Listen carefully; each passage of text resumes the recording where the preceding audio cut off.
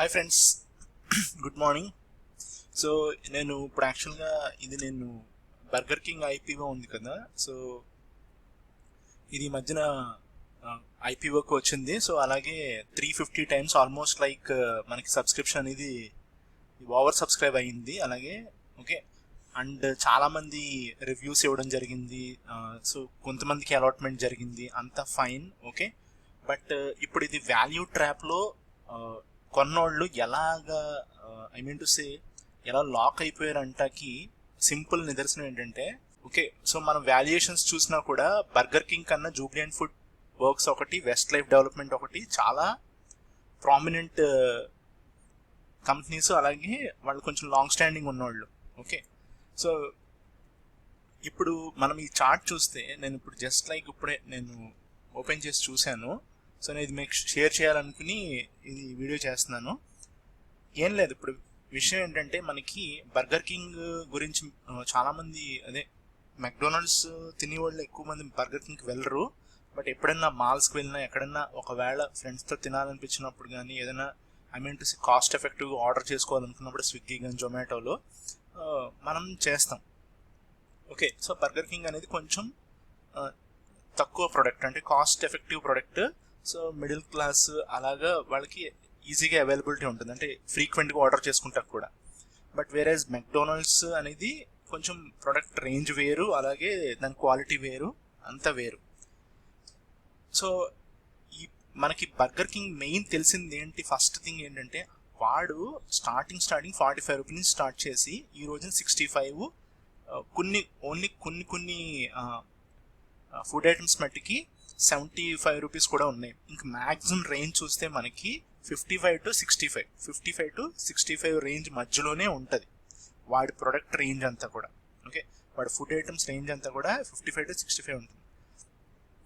So వీడి valuations బట్టి చూసిన కంపెనీ అంటే ఫండమెంటల్స్ అనేది మనం ప్రాపర్గా బర్గర్ కింగ్ అసలు యాక్చువల్గా చెప్పలేము. అందరూ రివ్యూస్ ఎలా చేశారని నాకు స్టిల్ ఈ రోజుకి నాకు అర్థం కావట్లా.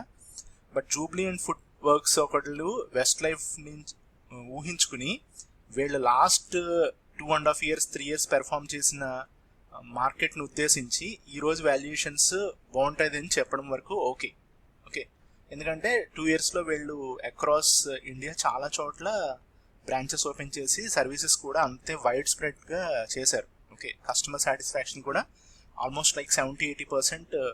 మెయిన్ ప్రాబ్లం ఎక్కడంటే 55 రూపీస్ దగ్గర ఐపీఓ ఓపెన్ అయినప్పుడు వాట్ ఎవర్ ఆ ప్రైస్లో డబుల్ ద అమౌంట్, అంటే 110 రూపీస్ కానీ 105 వచ్చినప్పుడు లిటరల్లీ ఎనీ స్టాక్ ఏ ఐపీఓ అన్నా సరే ఇమీడియట్గా బుక్ చేసుకోవాలి ఓకే. ఎవరైనా సరే చేసుకుంటారు, అంటే లార్జ్ క్వాంటిటీతో చేసిన వాళ్ళే కాకుండా స్మాల్ క్వాంటిటీతో చేసిన వాళ్ళు కూడా 100% ప్రాఫిట్ వచ్చినప్పుడు బుక్ చేసుకుంటారు ఓకే. సో 1 time పెరిగింది, ఇంకా 1 time కంప్లీట్గా పెరిగింది. బట్ స్టిల్ మనం ఇక్కడ ఈ చార్ట్లో చూస్తే ఓపెనింగ్ ఇదిగోండి, ఇక్కడ ఇంకా డైరెక్ట్ ఓపెనింగే ఫస్ట్ మనకు వచ్చింది.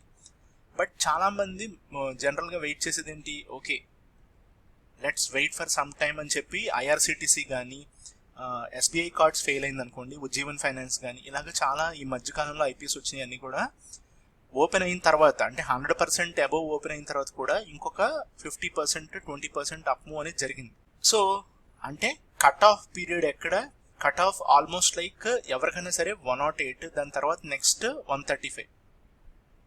So 135 greedy position. ఎవరైనా సరే అక్కడి నుంచి అప్పర్ సర్క్యూట్లో ఉన్నా కూడా జనరల్గా రీటైల్ ఇన్వెస్టర్ అనేవాడు షార్ట్ వాడు హోల్డ్ చేసిన అమౌంట్ని తీసుకొని వచ్చేయాలి వెనక్కి. ఎందుకంటే అంత huge amount with in a span of 10 daysలో కొన్నాము, హోల్డ్ చేసాము, ఓపెన్ అయింది, ఓపెనింగ్ కూడా చాలా ప్రాఫిట్ వచ్చింది, బుక్ చేస్తాం, అయిపోయింది. అలాట్మెంట్ అవడమే గగనం, అలాట్మెంట్ అయ్యింది. ఇక్కడ నేను ఫైనల్గా నా ఉద్దేశం ఏంటంటే, మీరు చూస్తే 162కి వెళ్ళాడు, ఇంకా బీభత్సమైన గ్రీడీ ఫెలోస్ ఉంచుంటారు ఓకే.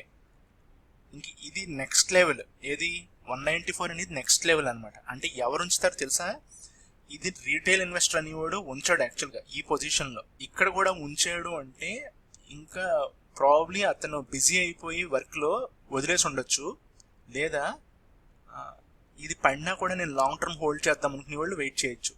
ఓకే, అంటే మళ్ళీ ఈ పొజిషన్కి ఒక 1 year తర్వాత 1.5 year తర్వాత వస్తుందో రాదో కూడా తెలియని ఊహలో వదిలేసి ఉండొచ్చు. ఇక్కడ మట్టికి హోల్డ్ చేసింది ఓన్లీ ఎఫ్ఐఎస్, ఆ ఇన్స్టిట్యూషన్స్ ఎవరైతే కొన్నారో వాళ్ళకే తెలుసు 213. సో అంటే నేను ఇక్కడ లాస్ట్ ప్రీవియస్ ఐపీఓస్ చూసిన ఎక్స్పీరియన్స్ మీద చెప్తున్నాను. 175 అబోవ్ నుంచి ఇది ఈ పీరియడ్ అంతా 213 వరకు వెళ్తుందని ఎవరికి తెలుసు? ఓన్లీ ఎఫ్ఐఎస్కి, క్యూఐపీస్కి, వీళ్ళకి తెలుస్తుంది అనమాట. అంటే ఇన్స్టిట్యూషన్స్కి ఎవరైతే ఈ ఐపీఓని ఫస్ట్ నుంచి క్లోజ్గా వాచ్ చేసి ఫండ్ని ఎవడైతే లార్జ్ క్వాంటిటీస్లో పుల్ చేస్తున్నాడో, I mean to say push చేస్తున్నారో మార్కెట్లోకి, వాళ్ళకే తెలుసు వాళ్ళ రేంజ్ ఏంటనేది, ఎన్ని టైమ్స్ అనేది. సో 55ని వాళ్ళు 3 times తీసుకెళ్లారు. ఇంకా 55, 110, 150, 200. సో ఇప్పుడు ఎవరైతే ఈ పీరియడ్లో ఇప్పుడు అప్పర్ సర్క్యూట్లు ఉన్నాయి, అప్పర్ సర్క్యూట్ టైంలో రీటైల్ ఇన్వెస్టరోడు ఫర్ ఎగ్జాంపుల్ 135లో కొని ఉండొచ్చు, 55లో మానేసి అలాట్మెంట్ అవునోడు 135 కొని ఉండొచ్చు, 135 దొరకకపోతే 162లో కొని ఉండొచ్చు, 162లో దొరికినోడు 194లో కొంటాడు. సో 160 ఓకే అనుకుందాం, 160, 135 ఓకే అనుకుందాం. సో 194 213లో కూడా కొని 300 వెళ్ళిపోద్ది, 400 వెళ్ళిపోతుంది. జూబ్లియంట్ ఫుడ్ వర్క్స్ వెళ్ళలేదా 2800 వరకు. సో ఇప్పుడు చూడండి, వీళ్ళు విత్ ఇన్ స్పాన్ ఆఫ్ టైంలో 213 నుంచి 175 తీసుకొచ్చారు. మళ్ళీ లోవర్ సర్క్యూట్ వేసి దొరకకుండా ఎవరికి, అంటే ఓన్లీ బయర్స్ కొనగలుగుతారు. ఇప్పుడు సెల్లర్ అని కూడా సెల్ చేయడానికి లేదు, అంటే వాడు హోల్డ్ చేసిన స్టాక్ని కూడా వాడు సెల్ చేయడానికి లేదు ఇప్పుడు. సో వీడు ఇప్పుడు 135కి తీసుకురావచ్చు, మళ్ళీ ఎగ్జాక్ట్ ఎక్కడైతే ఓపెన్ అయిందో అక్కడ 108కి కూడా వచ్చేయచ్చు. సో ఈ 108కి కూడా రావడానికి కూడా ఛాన్సెస్ చాలా ఎక్కువ ఉన్నాయి. సో ఈ టైంలో ఇప్పుడు ఎవరైనా బయర్స్ ఇప్పుడు ఎవరైనా డేర్ చేస్తారా? అసలు ఫస్ట్ థింగ్ ఎవరు డేర్ చేస్తారు? ఎవ్వడు కూడా రీటైల్ ఇన్వెస్టర్ అనేవాడు ఇలాంటి ఫాల్ చూసి కొనడు.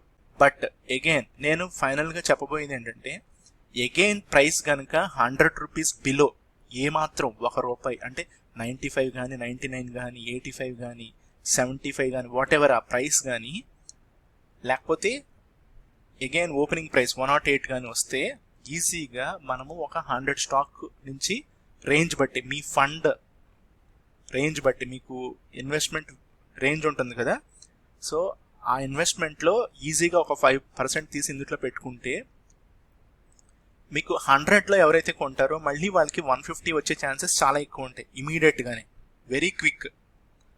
బట్ ఎవరైతే రీసెంట్గా ఇక్కడ కొన్నారో వాళ్ళ గురించి చెప్పడానికి నేను వీడియో చేశాను. ఎంత దారుణమైన ట్రాప్ అంటే, ఇది వాల్యూ ట్రాప్ అంటారు. అసలు బర్గర్ కింగ్ అంత సీన్ లేదు. 55 రూపీస్ స్టాక్ 213కి వెళ్ళడం ఏంటి అప్పర్ సర్క్యూట్స్లో? అంటే వాళ్ళ ఉద్దేశం మధ్యలో చాలా మందితో కొనిపిస్తారు. సో 160లో, 194లో, 135లో కొన్నోళ్ళు చాలామంది ఉన్నారు. ఎక్కడైతే అప్పర్ సర్క్యూట్ ఉందో అక్కడ కొందామని ట్రై చేసిన వాళ్ళు ఉన్నారు. బట్ వాళ్ళందరూ ఇప్పుడు ఎక్కడ కొంటున్నారు? అప్పర్ సర్క్యూట్లో కొనలేం. So there is no buyer, అసలు ఓన్లీ సెల్ చేయడానికి ఉంటుంది. సో ఇప్పుడు పడుతున్నప్పుడు కొంటున్నారు. ఎక్కడి నుంచి? 194 నుంచి కొంటున్నారు, 175 ఇప్పుడు కొంటున్నారు. సో ఎక్కడ పడితే అక్కడ కొనొచ్చు, ఎందుకంటే లోవర్ సర్క్యూట్స్లో మనం కొనొచ్చు. సో ఈ వీడియో చేసిన ఫైనల్గా ఏంటంటే, ఇప్పుడు కొనొద్దు, లెట్ ఇట్ కమ్ డౌన్. అంటే ఎంతవరకు కిందకు వస్తుందో ఏమో, 55కి వస్తుందేమో, లేదు 100 దగ్గర ఆగిపోద్దేమో, స్టేబుల్ అవుతాడేమో. సో ప్రస్తుతానికైతే 100 బిలో వచ్చేదాకా దెర్ ఇస్ నో ఎంట్రీ అనేది నా ఉద్దేశం. సో ఈ లోపల కనుక ఎంట్రీ తీసుకుంటే అది మళ్ళీ లక్ మీద డిపెండ్ అయి ఉంటుంది. So I don't believe in that. ఇది నేను మీకు షేర్ చేయాలనుకున్నాను యాక్చువల్గా. సో ఇలా ఉంటుందన్నమాట. ఎస్ బ్యాంక్ నాకు గుర్తొచ్చింది యాక్చువల్గా. ఎస్ బ్యాంక్ ఒకటిని, నెక్స్ట్ పీసీ జ్యువెలర్స్ ఒక స్టాక్ బాగా గుర్తొచ్చింది చూసిన తర్వాత. వక్రాంజీ ఒకటి ఫ్రెండ్స్, వక్రాంజీ కూడా బాగా గుర్తొచ్చింది. సో ఇవన్నీ వాల్యూ ట్రాప్స్ అనమాట. సో వీళ్ళకి ప్రాపర్గా ఇప్పుడు బేసిక్గా ఏమీ లేదు, ఫండమెంటల్స్ అనేది ఓకే, బట్ అసలు టెక్నికల్ లెవెల్స్ కూడా ఏమీ లేవు. సో ఇక్కడ నుంచి ఇక్కడికి వచ్చి అవుతుంది అనేది కూడా లేదు. So I would say for time being మీరు దీన్ని, ఈ స్టాక్ని 100 బిలో వచ్చేదాకా కూడా చూడొద్దు. ఇంకా వెయిట్ చేయాలనుకున్న వాళ్ళు ఇంకా కిందకు వచ్చేదాకా కూడా వెయిట్ చేయొచ్చు. Okay friends, thank you.